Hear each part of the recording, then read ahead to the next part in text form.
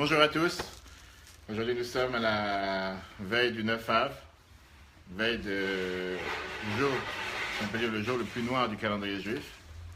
Et donc, ce qu'on va voir aujourd'hui ensemble, c'est un morceau de Gemara très intéressant, la Gemara Gittin, page 55. Et c'est la Gemara qui nous parle de qu'est-ce qui s'est passé pendant la destruction du temple. Qu'est-ce qui a fait que le temple a été détruit? Alors, c'est vrai que nous espérons encore que ma chère sera là encore ce soir et que si Dieu veut, on n'aura pas besoin de jeûner, qu'on aura la reconstruction du temple aujourd'hui. Mais en attendant, c'est important de comprendre qu'est-ce qui a été les causes de la dérive, qu'est-ce qui a fait en sorte que nous tombons dans une telle épreuve. Et pour comprendre, la Gemara, elle vient nous donner les détails de qu'est-ce qui s'est passé, et après, essayer de voir comment réparer et comment faire en sorte que ça ne se reproduise pas. D'accord? Donc on va voir ici la Gemara ensemble. C'est vrai que le 9 Av n'a pas été seulement le jour de la destruction du temple. Il y a 2500 ans, avec le premier temple. Il y a 2000 ans, avec le deuxième temple. Mais le 9 Av, ça a été le jour quand même, depuis le début, quand on était encore dans le désert. Une fois que le peuple juif s'est plaint en envoyant les explorateurs pour essayer de voir si on pourrait rentrer en Israël. En revenant, les 10 explorateurs sur 12 sont venus et ils ont dit on ne pourra pas y aller, c'est trop dur, il y a des géants, nous sommes comme des sauterelles, etc., etc. Et c'est là que le peuple juif s'est mis à pleurer. Et la Torah nous dit comme quoi le fait que le peuple juif s'est mis à pleurer, Dieu, il a dit à ce moment-là à Moshe, eux, ils se sont mis à pleurer pour rien, en vain. Moi, je vais faire en sorte qu'ils vont pleurer pour de vrai. Et ça, c'est ce soir-là, c'était le soir du 9 Av. Depuis, c'est devenu le jour noir du calendrier. Alors, il y a beaucoup de raisons sur les cours qu'on a vus la semaine dernière, beaucoup d'explications intéressantes. Est-ce que c'était quelque chose qui a été, comment on appelle ça, orchestré, planifié? Parce qu'a priori, ça veut dire que ce qui s'est passé, comme on va voir, ou pas, de toute façon, c'était un jour noir. De toute façon, c'était décidé que ça allait être un jour noir. Alors, on va voir, d'après ce que la Gemara nous raconte, et après, on va comprendre qu'est-ce que cela veut dire pour nous aujourd'hui. Pour ça, j'ai amené le texte avec moi. Il y a deux différences entre ce que la Gemara nous dit par rapport à ce qui s'est passé, la destruction du premier temple et la destruction du deuxième temple. Et la destruction du premier temple, on nous dit que c'était à cause du fait qu'il y avait 3 erreurs commises par le peuple juif, qui étaient l'idolâtrie, les relations interdites et la tuerie. Alors que le deuxième temple, c'était seulement par la haine gratuite. Aujourd'hui, nous, on va s'arrêter sur qu'est-ce qui s'est passé lors de la destruction du deuxième temple. D'accord? Un morceau de Gemara intéressant. On va essayer d'apprendre à analyser mot par paragraphe, et voir ensemble ce qui s'est passé. La Gemara qui nous raconte bizarrement l'histoire de la destruction du deuxième temple, c'est la Gemara Gittin. Gittin, c'est le mot get, qui veut dire la Gemara des divorces. La Gemara qui est là pour nous parler des lois des divorces, c'est elle qui nous parle et qui nous raconte comment s'est passée la destruction du deuxième temple. C'est aussi pour une allusion, pour nous dire que la destruction, c'était, si on peut dire, un divorce entre Dieu et le peuple juif. Néanmoins, on sait ce qu'on a parlé déjà la semaine dernière et les semaines précédentes, que la destruction du deuxième temple, quand les Romains sont entrés dans le Saint des Saints pour voir comment étaient les chérubins, qui étaient en général comme la figure d'un homme et une femme, ils étaient en train de s'embrasser et pas le contraire. Pour montrer que malgré qu'il y a eu la destruction, néanmoins Dieu est toujours avec nous. C'est pas que Dieu il a détruit le temple et que lui il est resté au paradis si on peut dire et il nous a laissé tomber. Bien au contraire, la Torah nous dit que à chaque fois que le peuple juif souffre, Dieu il souffre avec lui. Et quand le peuple juif est en exil, Dieu il est en exil avec lui. Donc c'est pas que Dieu il a détruit le temple et il y a la fameuse Gemara qui vient et qui nous raconte comme quoi le fait que le temple a été détruit, c'est au contraire, si on peut dire, un sauvetage pour le peuple juif, qu'à la place d'avoir versé sa colère contre le peuple juif, Dieu il a décidé de verser sa colère sur les morceaux de bois et les pierres. Donc le temple a été détruit. C'est comme parfois la semaine dernière, quelqu'un me disait qu'ils ont que des galères, qu'ils ont piqué la clé de la voiture, et qu'ils ont volé des papiers, qu'ils ont cassé quelque chose. Et moi, je leur ai dit, voilà, c'est la période du temple. On dit, c'est quoi? C'est que la voiture qui a pris, et pas le reste. C'est pas les humains, ni quoi que ce soit. Ça ne veut pas dire qu'on veut avoir une chose pareille. Mais, regardons la Gemara. La Gemara nous raconte une histoire avec quelqu'un qui avait un ami qui s'appelait Kamsa, et un ennemi qui s'appelait Bar Kamsa. Vous connaissez l'histoire? Kamsa, ça ne veut pas... Exactement. Donc, on va faire une répétition. Kamsa et Bar. Et c'est vrai que c'est des mots qui se ressemblent. Il faisait un grand repas. Et donc, il a appelé son serviteur, son employé, il lui a dit, va me chercher mon meilleur ami qui s'appelle Kamsa. La Gemara, elle dit, son ami s'est trompé. Il a regardé sur les pages jeunes à l'époque, je ne sais pas si ça existait, on a dû regarder sur Google, on va savoir quoi.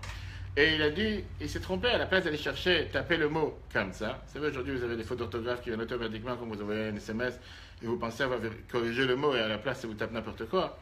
Il lui a répondu, à la place de Kamsa, il lui a dit Bar Kamsa. Il est parti chercher son ami. Donc l'autre, il vient, il s'assoit, il commence à manger, boire, et le responsable, l'autre, celui qui a organisé la fête, il passe et il voit son pire ennemi qui est devant assis. Comme si c'est mais qu'est-ce que tu fais ici? C'est pour lui, c'était une erreur. Viens la Gemara, elle continue. La personne lui dit lève-toi et sors. T'as rien à faire ici. Je ne peux pas te sentir, je t'ai jamais vu depuis des années, etc. L'autre, il lui dit puisque je suis déjà venu, je suis déjà présent, fais-moi plaisir, ne me jette pas comme ça, comme un chien devant tout le monde. Laisse-moi au moins tranquille. Et je te paye ce que j'ai mangé. Mais la vérité, chaque année, on apprend ce morceau de Gemara avant Tisha B'Av. Et chaque année, je me pose la même question. Qu'est-ce que nous, on aurait fait? Disons que tu es invité chez quelqu'un par erreur. Tu te doutes pourquoi l'autre t'a invité. Est-ce que tu serais entêté à rester ou tu aurais dit, je veux que je sors, je pars? On ne fait pas un monde. La vérité, c'est quelque chose qui est quand même difficile à comprendre. Quelqu'un, il ne veut pas de toi. Tu sais que ce n'est pas ton ami, tu sais qu'il n'est pas proche de toi. Tu es dans son festin, tu dis, peut-être qu'il a voulu réparer l'erreur, ou peut-être qu'il veut pardonner. Tout d'un coup, il vient chez toi, tu te dis, qu'est-ce que tu fais ici, ça? Je comprends. Non? Qu'est-ce que tu aurais fait? En tant que si je suis invité, Que tu es invité, mais tu sais que la personne ne veut pas te sentir. je serais parti. C'est parti. C'est pas dit, laisse-moi au moins rester, profiter. Qu'est-ce que tu profites en mangeant? Que c'est pas manger chez toi, que je te paye ce que je vais manger, tu sors. Qu'est-ce que vous aurez fait, vous? Il peut faire un profil bas, il s'éloigne. Mais qu'est-ce que vous aurez fait? Vous êtes invité dans un endroit où on ne veut pas de vous. Qu'est-ce que vous aurez La fait? personne qui t'invite à te La personne qui vous invite, elle ne veut pas de vous. Qu'est-ce que vous aurez fait? Mais d'un autre côté, on ne comprend pas pourquoi il a été invité. Pourquoi il a été Alors c'était une erreur. La personne qui a préparé les cartons d'invitation s'est trompée. Voilà. Il lui a dit. Qu'est-ce que vous aurez fait, vous? Bon, le mieux c'est de partir, oui, pour pas faire d'histoire. Oui, d'accord, dans l'idée là. Je ne sais pas si c'est mieux. Je parle, qu'est-ce que vous aurez fait concrètement? Vous aurez dit, laisse-moi, je suis déjà venu, j'ai déjà fait 100 km, laisse-moi ici, au moins je paye ce que je mange. Ou l'autre, il vous dit, sortez, ben je m'en vais. Moi, j'aurais essayé un peu de négocier. Et pourquoi? Ok, pourquoi pas. Comment tu t'appelles, j'ai oublié? Eli, qu'est-ce que tu fais? Qu'est-ce que tu aurais fait, toi? Tout de suite. Je ne cherche pas les histoires. Et toi, comprendre la, comment on appelle ça? J'aurais pas à comprendre l'approche de cette personne, de s'entêter. C'est pas juste la première fois, on va tout de suite voir. D'abord, au départ, il lui dit, laisse-moi payer ce que je vais manger. Et c'est-à-dire, vraiment, il sait qu'il a affaire avec un ennemi. Il a affaire avec quelqu'un qui ne peut pas le sentir. À la rigueur, tu as quelqu'un qui est là, tu n'as pas envie de le voir, tu lui dis pas bonjour, tu laisses sur le coin, qu'il mange ce qu'il veut, qu'il me laisse tranquille. Je ne vais pas commencer à envenimer ma fête parce qu'il y a quelqu'un qui est là, je ne peux pas voir. Je lui ai dit de sortir, il ne veut pas, qu'il me laisse tranquille. Là, la Gemara continue, je vais lire dans le texte, la Gemara elle dit, donc il dit non. Il dit, tu sais quoi, je ne vais pas seulement te payer ce que moi je vais manger, je te paye la moitié du repas. Tu as organisé une fête, un mariage, je sais pas, une fête pour 100, 150 personnes, 200 personnes, ça t'a coûté tant, je te paye la moitié. Et là, la question vient sur l'autre. L'autre qui vient dire, non, j'ai pas envie, sors dehors. La rage, la haine, elle est tellement plus forte que même si ton repas t'a coûté 100 000 euros, je te dis, je te donne 50 000 euros, je te fais les chèques, je te donne la carte bancaire, peu importe, je te paye tout de suite ta moitié de ton repas. Tout ça parce que tu ne veux pas supporter l'autre. Et c'est là où la Gemara va en arriver.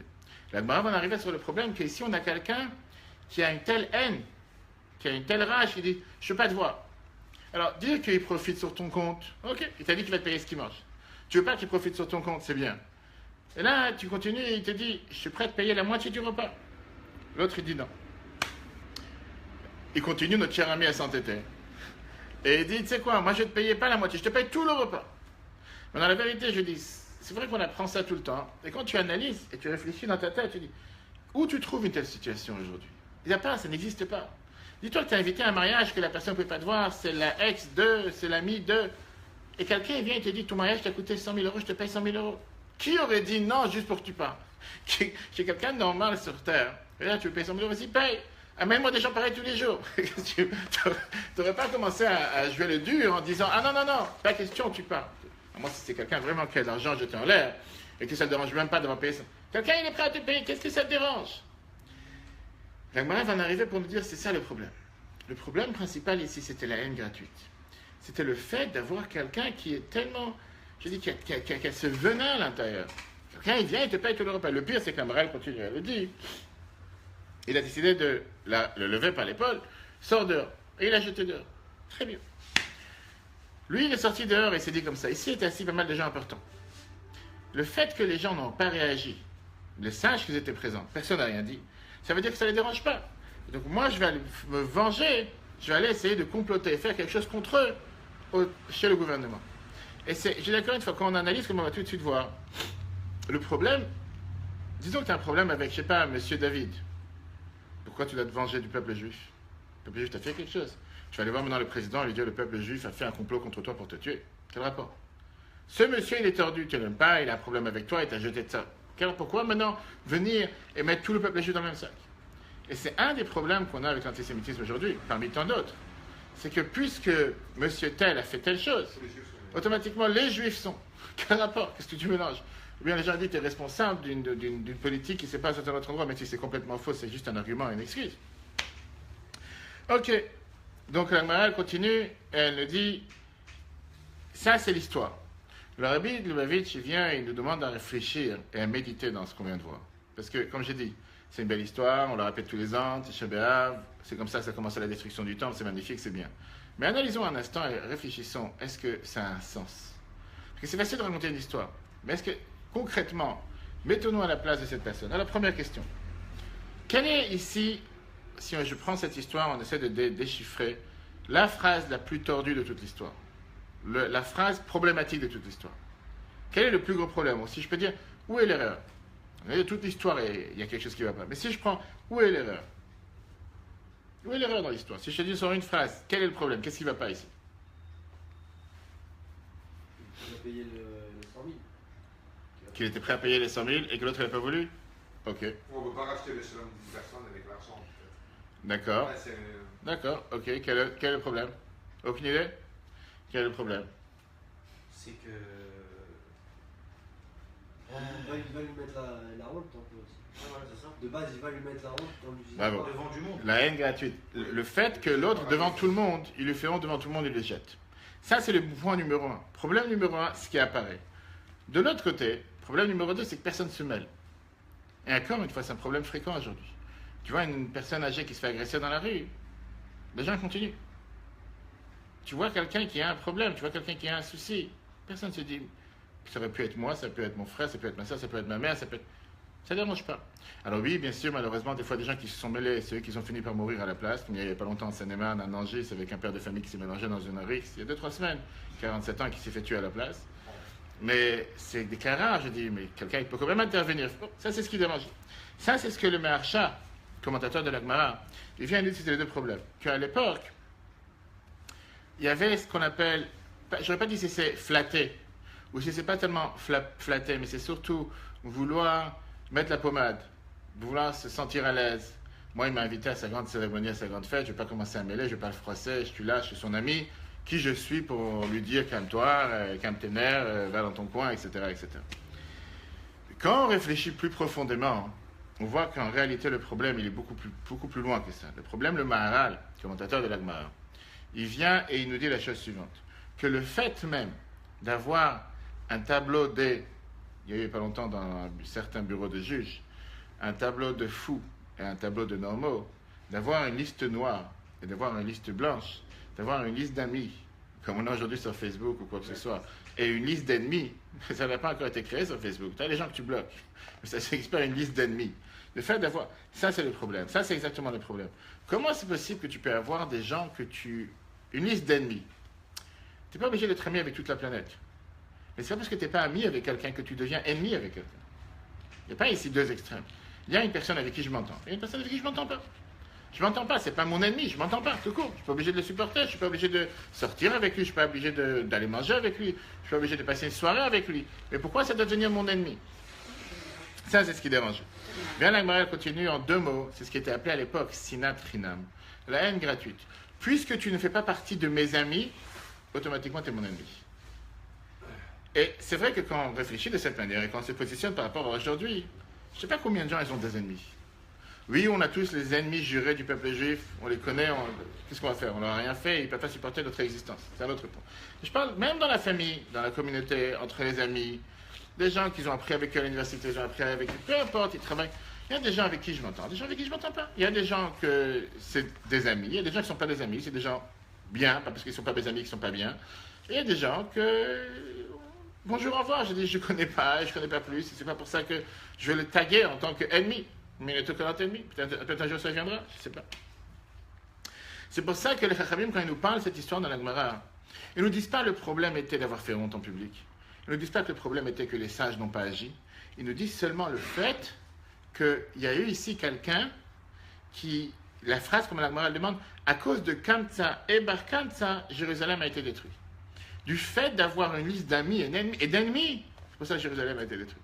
C'est si j'aurais pas eu cette liste d'ennemis, je ne sais pas s'il avait qu'un ennemi ou si j'aurais eu qu'un ami, mais le fait d'avoir cette liste et taguer les gens en colonne, amis, ennemis, ça a fait que Jérusalem a été détruite. Pire que ça, il y a des commentateurs qui nous disent que Kamtsa et Bar Kamtsa, ça se peut qu'on parlait d'un père et d'un fils. D'un père et d'un fils. Bien, le père s'appelait Kamtsa et le fils s'appelait Bar Kamtsa, c'est ce que Maharsha nous dit. On peut parler de ça pendant 1 heure. Comment se fait-il que quelqu'un il s'entend bien avec le père, il s'entend pas bien avec le fils, ou le contraire? Qui s'entend bien avec le fils, il s'entend pas bien avec le père. Vient Maharsha, commentateur de la Gemara, et qui te dit que le mot Kamtsa vient aussi en hébreu. Kamtsa, c'est un mot en araméen. Kamtsa veut dire un radin. Quelqu'un qui a la main fermée. Et c'est le fait des fois d'être avec cette miskennerie, le fait que quelqu'un des fois il est radin, il a la main fermée.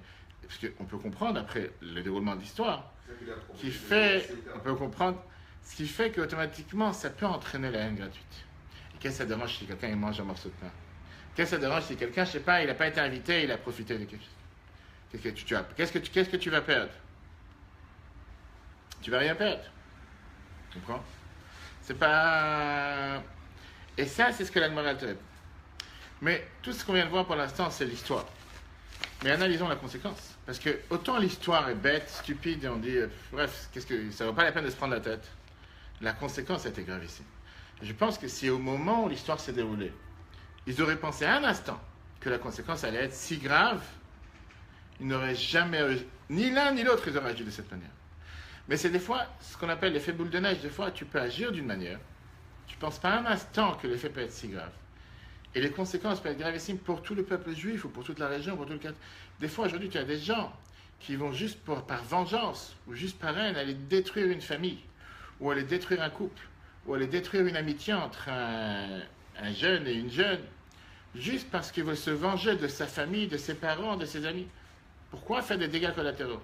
Tu t'entends pas avec je parlais histoire justement avec une jeune fille qui m'a appelé, jeune femme, et qui m'a dit qu'elle est sortie avec un jeune, elle est la deuxième jeune, et ça n'a pas tellement bien marché, ses parents ils veulent absolument qu'elle se case avec quelqu'un comme eux ils décident. Elle n'est pas du tout dans la vie de ses parents, elle préfère quelqu'un elle préfère. Et qu'est-ce qu'elle me disait? Oui, donc elle est partie, elle a rencontré ce jeune maintenant pendant la période d'été, tout s'est bien passé, les sentiments, feeling, etc. Mais elle ne sait pas comment s'y prendre parce qu'elle est traumatisée que ses parents vont lui dire quoi que ce soit, elle va savoir qu'est-ce qui peut lui arriver. Et on parlait justement sur le fait, alors elle me disait que parmi les plusieurs personnes qu'elle a rencontrées et qu'elle est sortie avec, il y avait 2 que c'était plus ou moins, elle se sentait que c'était pas mal, et les autres c'était pas pour elle.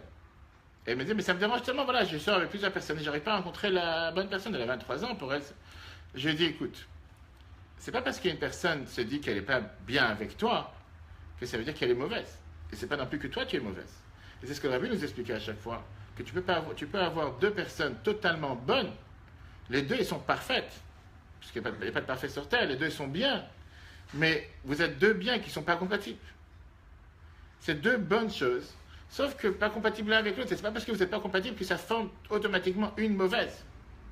Et là était l'erreur. L'erreur était que tu as eu 2 personnes, qu'au départ ça se peut qu'elles ne sont pas forcément mauvaises, mais le fait que, automatiquement, je ne m'entends pas avec toi, tu es forcément mauvais. Et c'est ce que la Gemara te dit, c'est un problème. Qu'est-ce qui s'est passé la conséquence? Bar Kamtsa, il a été énormément touché. Il a été touché, à la place, il est parti colporter vers le roi contre le peuple juif. Ce qui a fait jusqu'à détruire le temple. Parce qu'on dit, les dégâts collatéraux, ils sont énormes. Pourquoi je suis venu par rapport à l'idée du mariage, l'idée du couple? C'est que des fois, quelqu'un, parce que je ne peux pas supporter cette fille, ou parce que je ne peux pas supporter ce jeune homme, je vais aller tout faire pour aller parler sur ses parents et pour sa famille et pour ses beaux-frères et ses belles-sœurs et la société. Je vais faire un feu énorme pour quelque chose que je ne m'entends pas avec toi. Je ne m'entends pas avec toi, merci, au revoir, on se sépare et merci. La vie continue. Et c'est ce que je dis, ces gens-là ne se sont pas rendus compte un instant que s'il y aurait eu de tels dégâts, va savoir ce qu'il y a pu. Je vous raconte la Gemara. La Gemara vient nous dire, ils sont partis, donc Bar Kamtsa, notre cher ami, ce qu'on appelle les ennemis, il est parti voir le roi et il lui a dit, le peuple juif s'est révolté contre toi. C'est facile à dire. Mais le roi, il lui dit, vas-y, montre-moi la preuve. Moi, je sais qu'ils sont toujours bien avec moi, ils m'ont jamais fait quelque chose de mal, ils ne se sont jamais révoltés. Le roi juif? Non, l'empereur romain, à l'époque. Après le... Oui. Non, avant. Pour l'instant, une fois qu'il est parti du festin, une fois qu'il est parti du repas, et qu'il a vu qu'il s'est fait jeter et que personne n'a rien dit, il s'est dit, je vais aller voir le roi, direct. Aujourd'hui, quelqu'un est énervé au travail, tu vas voir Macron. Tu vois le président Macron, tu tapes à la porte, tu dis, le peuple juif a fait un complot de vous tuer. Je dis, quand tu réfléchis un instant, c'est l'extrême. Ou c'est quelqu'un qui n'a pas pris ses médicaments le matin, il y a quelque chose qui ne va pas. Je dis, tu réfléchis aujourd'hui, c'est pas parce que tu t'es énervé contre quelqu'un dans la rue que demain il va aller voir le président, il va dire, je sais pas, on a mis une bombe sous l'Élysée. C'est vraiment, quand tu réfléchis, c'est exactement ce qui s'est passé. Écoute l'histoire. Donc il dit, le peuple juif se révolte contre toi. La Gemara continue en te disant, et qui te dit une chose pareille? Le roi il demande. D'abord, on ne parle pas de comment il est arrivé au roi, c'est comme si tu rencontres le roi dans la rue. Peu importe, il est arrivé. Il a dit, tu sais quoi, envoie-leur un sacrifice. Et on verra s'ils vont l'amener. Donc le roi, il a décidé de leur envoyer un veau. Il dit, pourquoi pas un sacrifice pour le temple, qu'ils amènent un sacrifice au temple. Mais ce Barkam, ça qui connaissait les lois, il a fait un défaut dans la lèvre du sacrifice. Dans la lèvre de l'animal, du veau. Et on sait très bien qu'un défaut dans un sacrifice, on ne peut pas l'amener au temple. Il y en a qui disent qu'il a fait un défaut pas seulement dans la lèvre, mais peut-être dans l'œil, dans les sourcils ou dans les paupières. Bref, un défaut qui n'est pas remarquable. Il aurait cassé un pied, ou il aurait crevé un œil, il aurait voulu arracher une oreille. Tout le monde aurait vu qu'il y a un défaut. Il a fait un défaut d'une manière que... Parce que le roi, c'est ce qu'il a envoyé. Il n'a pas envoyé un veau qui lui manque un pied ou qui lui manque une main. Donc il a voulu faire quelque chose que ça ne soit pas remarqué, mais que quand les sages au temple, ils vont examiner l'animal pour savoir si on peut l'amener sur le temple ou pas, sans penser d'abord derrière penser que c'est un roi non-juif ou quoi que ce soit. Donc, pourquoi il a fait un défaut qui n'est pas remarquable? La Gemara nous dit parce que c'est un défaut que pour les non-juifs, pour quelqu'un qui a une ferme, quelqu'un qui a des veaux, c'est pas un défaut, ça ne se remarque même pas, mais que pour le temple, la Torah considère que ça doit être un animal qui doit être parfait, qui amène un sacrifice à Dieu, ça doit être parfait. Le Chachamim, il arrive à Jérusalem. Et ça, Jérusalem, il décide de vouloir l'apporter.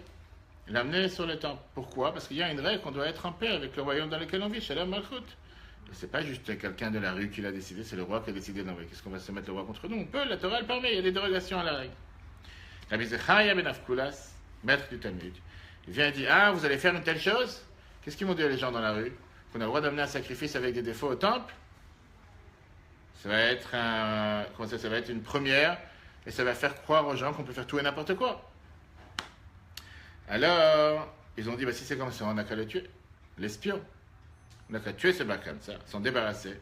Pour pas qu'ils retournent vers le roi et disent qu'on n'a pas amené le sacrifice. À l'époque, il n'y avait pas de WhatsApp, SMS instantané, tu envoies un WhatsApp au roi. Au moins qu'il ne va pas retourner. Rabbi Zechariah continue, il disait, ah, qu'est-ce qu'ils vont dire les gens? Que celui qui fait un défaut dans un sacrifice qui est destiné au temple, il doit être tué. Et c'est pas vrai. C'est pas vrai, ça n'existe pas une telle loi.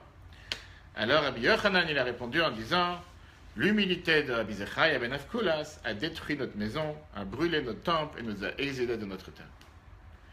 Des fois, tu as des gens qui veulent tout le temps être sur la pointe, perfectionnisme. Si tu ne m'as pas mis la plomberie de la manière exactement comme il fallait, il manque un demi-tour de vis, c'est pas compté. S'il y a une rayure sur le robinet, poubelle. Il y a des gens qui sont comme ça, on ne peut pas leur en vouloir. Mais là, la Rabbi Yochanan vient et nous dit qu'il aurait pu fermer les yeux, il aurait pu faire attention, il aurait pu se dire, tu sais quoi, c'est pas la fin du monde. On est quand même ici dans un cas extrême, on est comme dans un cas important. Analysons encore une fois cette histoire. Barkam, ça, c'était quelqu'un qui connaissait la loi. Son but, c'était ici vraiment de se venger du peuple juif. Ça, c'est ce qu'il cherchait. Et il a fait un défaut que pour les nations du monde, ce n'est pas considéré un défaut. D'un côté, il savait qu'à cause de ça, nous, on ne va pas l'accepter. Et de l'autre côté, il savait que le roi, il va s'énerver du fait que comment ça se fait que je leur donne quelque chose pour amener au temple. Ils n'amènent pas ça au temple. Et la Gemara te donne ici deux éléments où sont les défauts. Les lèvres. À quoi ressemblent les lèvres? Le langage, la mauvaise langue, la chanara, ça vient par la bouche. C'est quoi les yeux? Le mauvais œil. La Gemara nous fait allusion que le défaut, il était oula. Quand ils ont amené le korban, le sacrifice, les sages, ils ont dit, tu sais quoi, vaut mieux l'amener, parce qu'on va être en paix avec tout le monde. Mais Rabbi Zechariah, celui qui vient et qui l'empêche, au nom de la stricte règle. Et c'est ce qu'on apprend en général dans la loi, que tu as les 4 volumes de Shulchan Aruch, les 4 volumes du Code de loi juif, mais tu as le 5e volume qui n'est pas imprimé. Et le 5e volume, c'est les lois de ce qu'on appelle, c'est des lois qui existent, mais on ne va pas dire à quelqu'un, va faire comme ça. Mais c'est ce qu'on appelle la roue de secours. Tu as toujours la règle, et dans certains cas de figure, il y a, comment on appelle ça, il y a ce qui est l'exception à la règle. Même s'il y a la règle, il y a aussi l'exception à la règle. Les sages nous disent que Si jamais il n'y aurait pas eu cette réaction de Rabbi Zechariah, peut-être qu'on aurait été exilé, mais le temple n'aurait pas été détruit. Peut-être qu'il y aurait eu une vengeance, mais n'aurait pas été détruit. Mais le fait qu'on n'a pas accepté le sacrifice, ça a mis en colère le royaume qui a décidé d'aller se venger jusqu'au la manière la plus forte, aller détruire le temple. Ça, c'est ce que Maharsha nous dit dans l'Agmara. Qu'est-ce que ça veut dire quand l'Agmara dit l'humilité de Rabbi Zechariah? Quelle humilité il y a ici? Lui, c'est quelqu'un, c'est le juge. Malheureusement, on avait encore un jugement hier avec un autre soldat. C'est la règle. Monsieur, moi, j'applique la règle. Puisque tu as quelqu'un marché en roulant, tu n'as pas de ceinture, tu parles au portable. Monsieur, c'est 300 €, 7 points, on ne discute pas. Il ne faut pas discuter. C'est la règle, moi, j'applique la règle. Il y a des gens comme ça sans réfléchir. Rachi, vous pouvez passer. Rachi, vous êtes transparente. Ah, c'est gentil. Rachi, Au plaisir. avec plaisir, passez un bonjour, Yohan. Rachi vient nous dit que qu'est-ce qu'on appelle ici l'humilité? On parle ici la patience. Qu'est-ce que ça veut dire la patience? Parce que il aurait pu permettre, c'est pas la fin du monde, on va essayer de lui parler, on va essayer d'expliquer. Il y a un autre commentateur qui vient et qui nous dit que il a quand même fait attention à ce que les autres allaient dire. Les gens vont dire. Et qu'est-ce que j'en ai à faire que les gens vont dire? Quel est le plus important ici? Sauver le peuple juif? Se soucier du bien du peuple juif? Ou ce que les gens vont dire? Ça aussi, c'est quelque chose sur lequel on peut rentrer dans les centaines. Il n'y a pas le moment aujourd'hui. Viens l'Agmara nous dit qu'après, une fois qu'il s'est passé ce qui s'est passé, Niron Caesar, qui était l'empereur à l'époque, il a commencé à envoyer des flèches dans le ciel. Toutes les flèches qu'il a envoyées sont tombées sur Jérusalem. Il a envoyé sur les 4 coins. Chaque flèche retombait sur Jérusalem. De là, il a compris, comme on l'a dit tout à l'heure, c'était orchestré par Dieu, que Dieu avait décidé que le temple devait être détruit. Alors, il a demandé à un des enfants de Jérusalem, dis-moi ce que tu as appris à l'école aujourd'hui. Et l'enfant lui a dit que Dieu il va se venger de celui qui va détruire Jérusalem. Un verset qui est écrit dans la Torah. Néron, il a dit, ça veut dire quoi? Que si moi maintenant je vais être l'idiot qui va aller détruire, après Dieu il va se venger de moi. Il s'est enfui, il a décidé de se convertir, et un de ses descendants, Rabbi Meir Baalanes. Rabbi Meir Baalanes, Néron, qu'est-ce exactement? Un de ses descendants. Rabbi Baalanes vient d'une famille de convertis. Comme tous les grands d'ailleurs, qui va la même chose, tous les autres la même chose. Tu ne te rends pas compte comment comment le monde se renverse, la roue qui tourne. Alors qu'au départ, il était là pour les détruire. Je dis, c'est une histoire passionnante. On a fait en rapide parce qu'il n'y a pas le temps aujourd'hui. Tellement de détails intéressants. Comme quoi, les choses se sont... Donc moi je dis, prenons l'histoire à l'envers. S'il n'y aurait pas eu cette histoire de Kamsa et Bar Kamsa, on n'aurait pas eu Rabbi Meir Baalanes. En 2 mots, si tu fais le raccourci. C'est-à-dire, il faut que tu aies un fou furieux qui ne veut pas avoir un ennemi à sa table, que cet ennemi décide d'aller voir le roi pour accuser le peuple juif. Oui, on connaît les conséquences, on va voir après. On n'est pas en train de dire qu'on est content que le temple a été détruit, etc. Mais au final, grâce à ça, Néron Caesar qui voulait détruire le temple, grâce à ça, on a eu Rabbi Meir Baalanes. Pour montrer comment la roue elle tourne. Continuons avec la suite.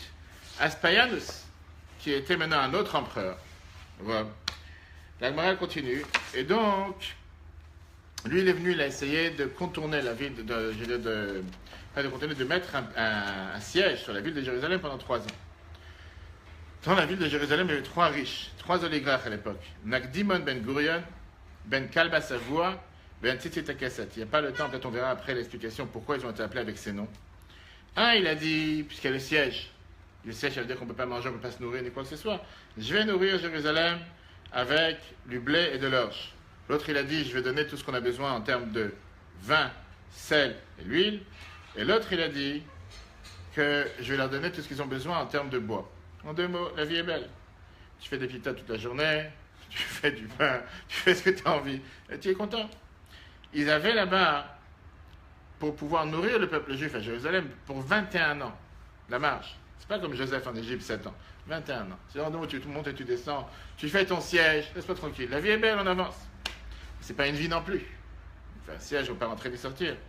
Donc, les Chachamim, ils sont venus, ils ont dit, venez, on va faire la paix avec les Romains. On ne va pas rester comme ça, enfermé, à quoi ça sert? Et surtout, on n'est pas intéressé. Alors, on n'a qu'à faire la guerre avec eux. Les sages, ils ont dit, on ne va pas réussir. Faire la guerre, nous, avec les Romains, avec quelle armée, avec quoi? Et les Romains, ils ont décidé de se venger. Ils ont mis le feu aux granges de blé et d'orge. Là, c'est bon, c'est devenu plus compliqué. Maintenant, on n'a plus de quoi manger. Tu peux avoir du bois, de l'huile, du sel et du vin, hein, mais tu ne peux pas faire des pitates, tu ne peux pas faire du pain, tu peux faire quoi que ce soit avec cette envie. Qu'est-ce qu'on parle ici quand on analyse? Les riches de la ville, Nagdimon ben Gurion, pourquoi il est appelé Nagdimon ben Gurion? C'est quoi ce nom? Nagdimon ben Gurion, c'est parce qu'une fois, il a emprunté de l'eau. Bonjour. Il a emprunté de l'eau du il a emprunté de l'eau du prince grec qui était à l'époque. Et quand il devait rendre l'eau, il n'y avait pas de pluie. Il n'avait pas comment rendre de l'eau. Donc Nagdimon, il a commencé à prier à Dieu pour que l'eau elle tombe, pour que la pluie elle tombe. Et le soleil a continué à briller jusqu'au soir. Et il a été appelé Nagdimon parce que grâce à lui, le soleil est resté avec du temps en avance, du temps en plus par rapport à la norme.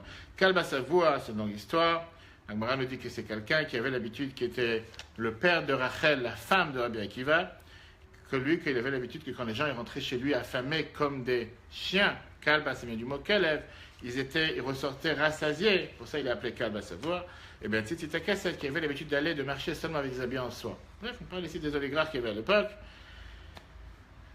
Le fait qu'eux, ils ont dit qu'on est prêt à nourrir Jérusalem pendant 21 ans, automatiquement, c'est dérangé ces voyous. Et c'est pour ça qu'ils ont mis le feu. Quand ils ont mis le feu au grand, automatiquement, ils ont voulu se manger.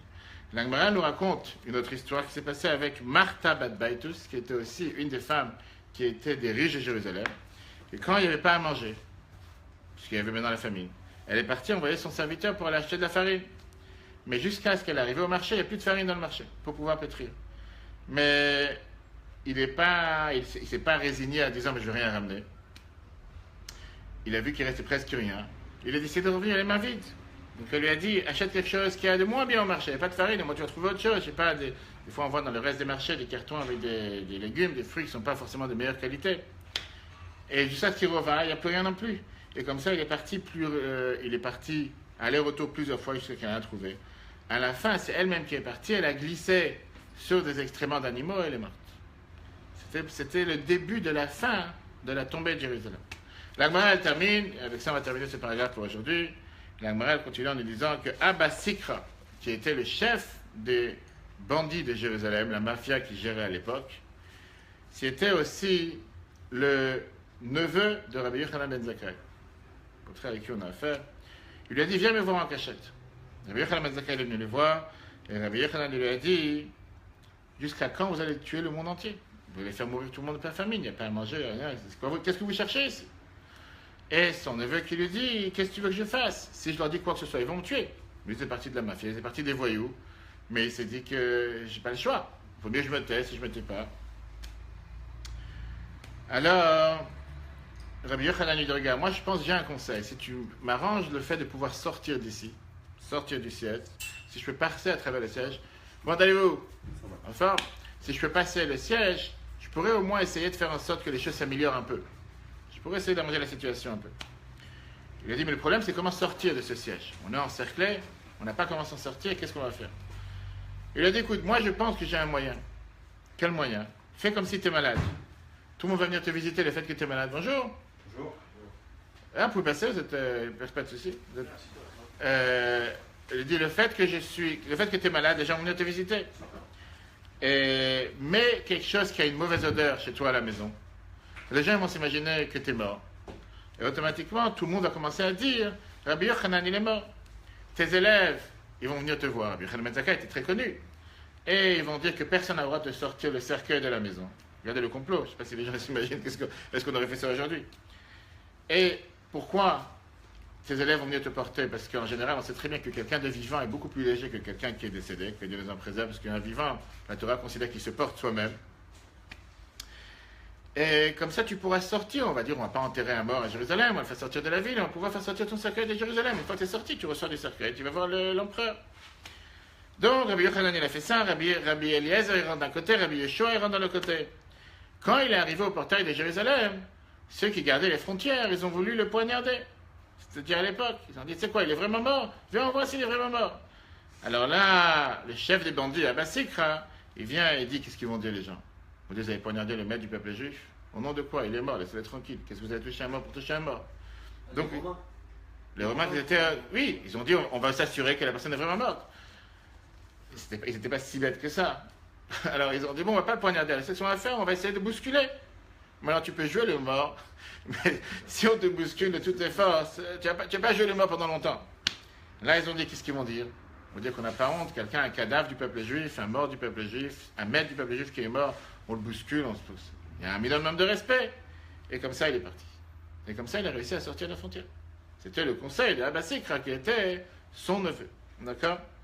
Lui, comme Rabbi Yochanan, c'était qui? C'était l'élève de Hillel Hazaken, qui a vécu 120 ans et qui a vécu ce petit moment jusqu'à ce qu'il a fait transmettre, comment on appelle ça? Il a fait transmettre la généalogie de tous les maîtres de l'Agmara jusqu'à Rabban Gamliel, de Yavne, etc. Qu'est-ce qu'on voit de cette histoire? On voit ici quelqu'un qui a quand même risqué sa vie, parce qu'à chaque instant, il a pu se faire tuer. Il a joué avec le feu, comme on dit. Mais il a dit qu'il était prêt à jouer le malade, jouer le mort, même être en danger, qu'il risque d'être poignardé. Pourquoi? Pour pouvoir sauver le peuple juif. Et c'est ce qui s'est passé.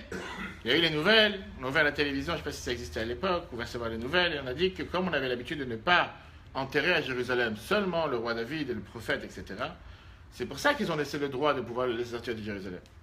Et tous ceux qui l'ont tenu, c'était ces élèves, Rabbi Lazar ben Arkenos, Rabbi Yeshua ben Hanania, qui sont les fameux élèves qu'on voit dans les maximes de nos pères.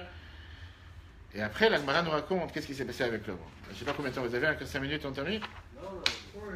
Ah, dans toute la journée, pas de souci. Ok. Alors l'Agmara continue à nous raconter comme quoi, monsieur, il arrive voir l'empereur. Une fois qu'il rencontre cet empereur, il dit Shalom Alecha Melech.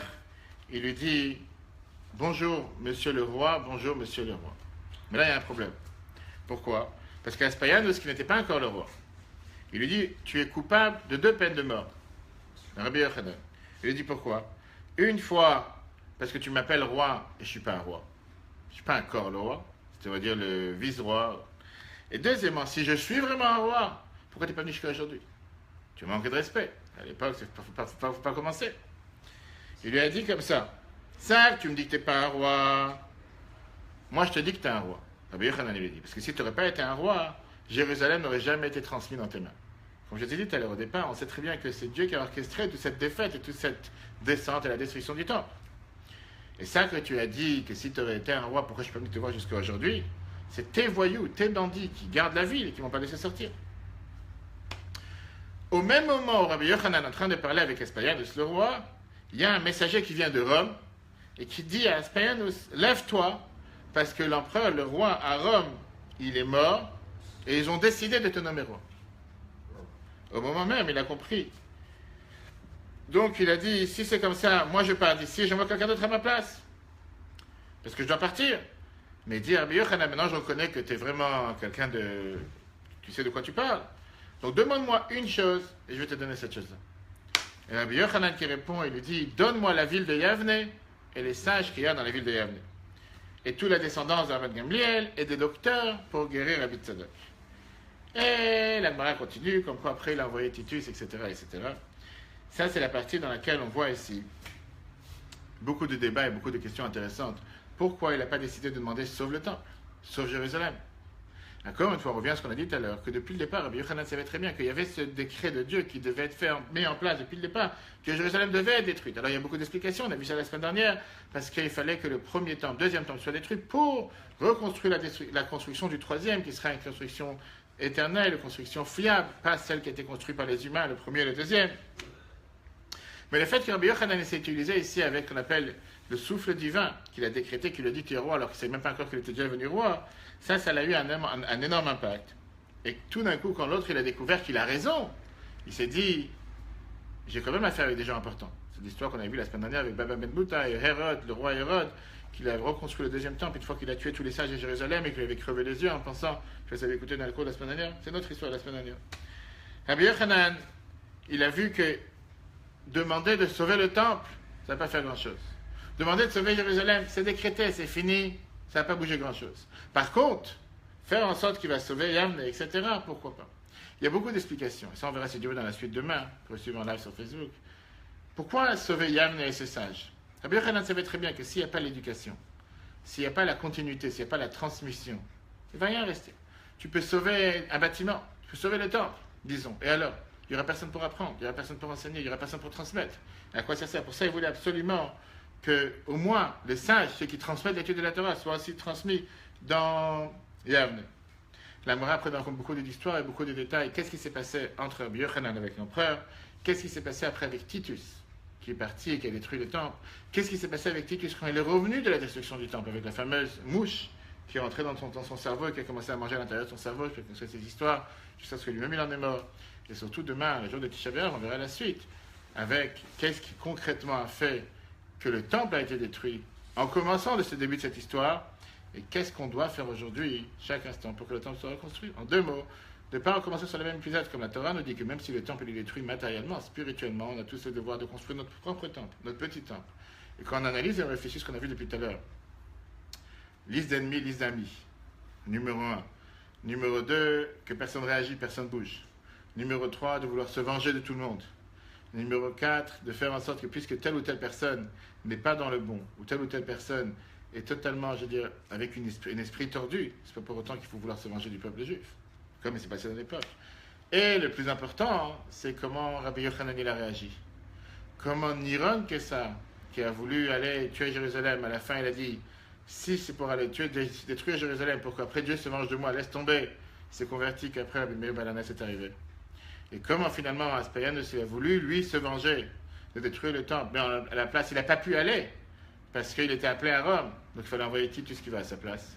Pourquoi c'est Titus qui a été désigné? Quelle vengeance il y a eu de Titus? Et pourquoi Dieu il a fait en sorte que ce soit Titus qui détruit le temple et pas quelqu'un d'autre? Il y avait ici un compte à rendre, mesure pour mesure, toutes ces choses-là, on les verra si Dieu veut demain. En 2 mots, ça montre comment, comme quoi, des fois il y a des histoires simples et banales, des fois des histoires qu'on peut s'imaginer, c'est tellement... Ouais, destruction du temple, le 9 av, on a détruit le temple et on continue. Mais quand tu apprends dans les sources, tu vois un peu la source, d'où ça vient et comment c'est un autre monde, une autre histoire. Question? Néron, c'est Rabbi Meir Balanas, c'est le descendant. Descendant. Direct. Oui, direct. Son fils. Non, pas son fils, parmi les descendants. Il y en a eu beaucoup à l'époque. Question? Passionnant? Intéressant? Tu avais déjà appris une fois le mot appareil? Jamais? Maintenant tu comprends un peu qu'est-ce qui se passe ce soir? Et la réalité, c'est quand tu réalises et quand tu réfléchis un instant, c'est la conclusion de tout ça.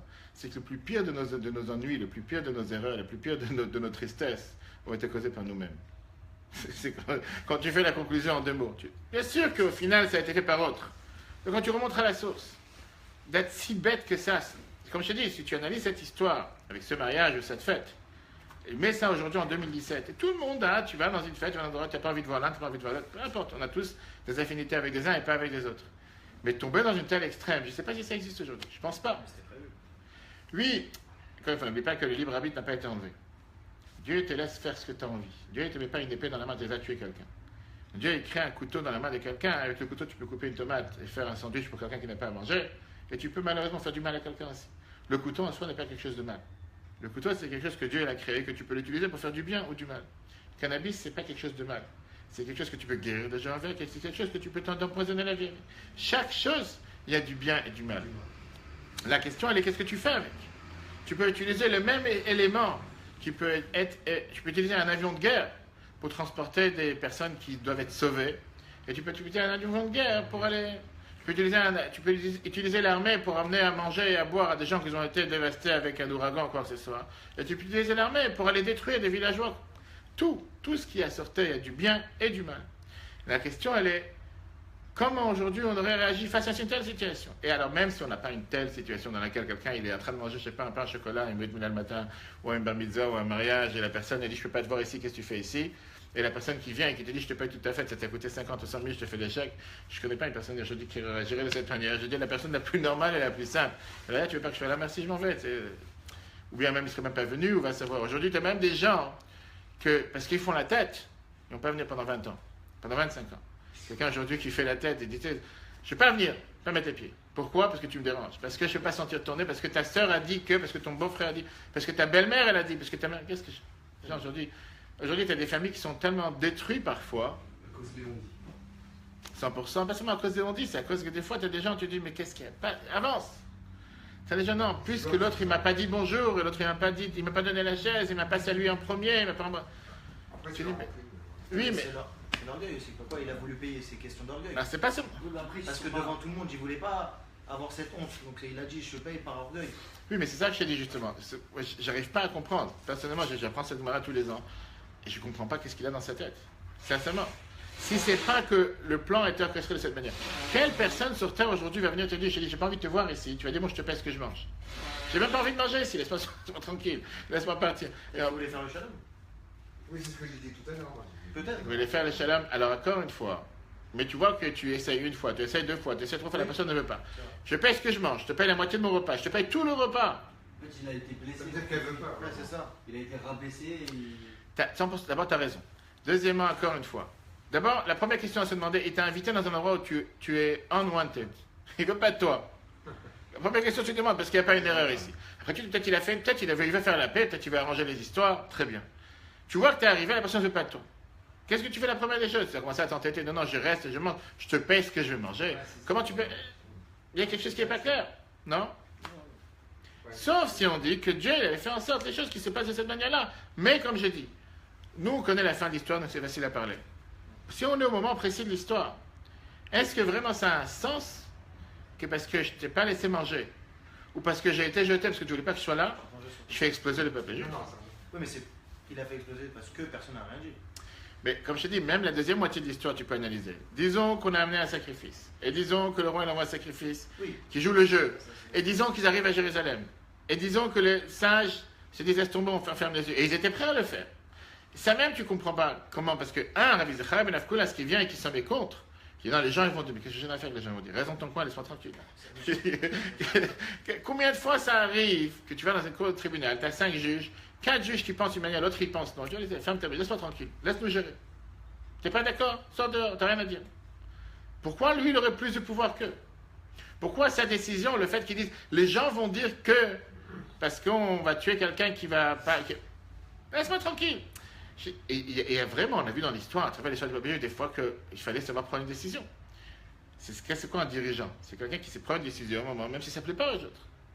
Si les Chachamim pensaient sincèrement qu'on peut amener ce sacrifice, et c'est pas la fin du monde, et même s'il y a un défaut, ils auraient dû l'amener. Ouais, mais après, les Juifs, ils auraient dû prier aussi. Quand il y a eu le siège et tout. Ça, c'est tu parles après, tu as déjà avancé dans l'histoire, moi je te parle encore avant. Les sages, ils voient et ils se disent qu'il faut amener ce sacrifice, parce que sinon ça va dégénérer. Amène le sacrifice, que tu poses une C'est question. pas grave, s'il a un défaut. Au revoir. Encore une fois, mais je Ça dis- sauve le peuple. alors c'est ce que je t'ai dit tout à l'heure, tu vas en train d'envoyer un On a WhatsApp, pas le droit de faire une avéra pour faire une mitzvah. je te demande une question, c'est pas une avéra. Comme je t'ai dit, il y a des règles que la Torah a données, C'est pas la- Avéra, l'ex- si on va le faire avancer. il y a l'exception à la règle. Peut-être, oui. La même Torah qui t'a dit qu'on n'a pas le droit d'amener un sacrifice avec un défaut, la même Torah te dit que pour la paix avec le royaume, les Chachamim t'ont dit, on peut le faire. C'est pour sauver T'as sa pas le vie, droit il faut tout faire. Pour sauver le peuple juif.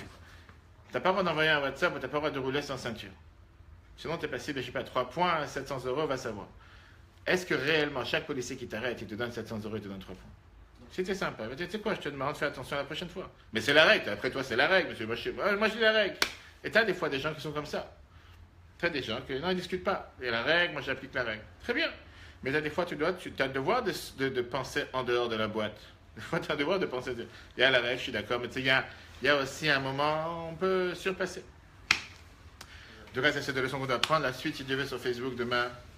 Au milieu de la journée à 13h, mais c'est le jour de jeûne, on a le droit et on doit apprendre les lois du temple, surtout cette Gemara qu'on a l'habitude d'apprendre chaque année le jour de Tisha B'Av, pour savoir qu'est-ce qui s'est passé, comment réparer. Je dis vraiment un minima de minima dans la vie de chacun d'entre nous. On voit comment, des fois, il y a des situations pareilles. Et en 2 mots, il ne faut pas se prendre la tête. Pas se prendre la tête si les choses ne sont pas à 100%. La Torah n'attend pas de nous d'être perfectionnisme. La Torah n'attend pas de nous de faire les choses à 100% parfait. On a le droit à l'erreur, on peut faire une erreur. Dieu n'attend pas de nous d'être 100%. Si jamais tu n'as pas fait les choses. Et malheureusement, tu as des gens sur terre aujourd'hui qui ont un plan vigipirate envers qui que ce soit, qui les regarde tordus, qui les regarde de travers, qui les dit une parole de travers. La Torah dit, c'est quoi, avance. Toi, tu n'es pas parfait. L'autre n'est pas parfait. Le monde n'est pas parfait. Faisons en sorte de faire le meilleur et le mieux chacun à son tour, à son rôle, à sa façon. Et le monde sera mieux pour tout le monde. Très bonne journée à tous.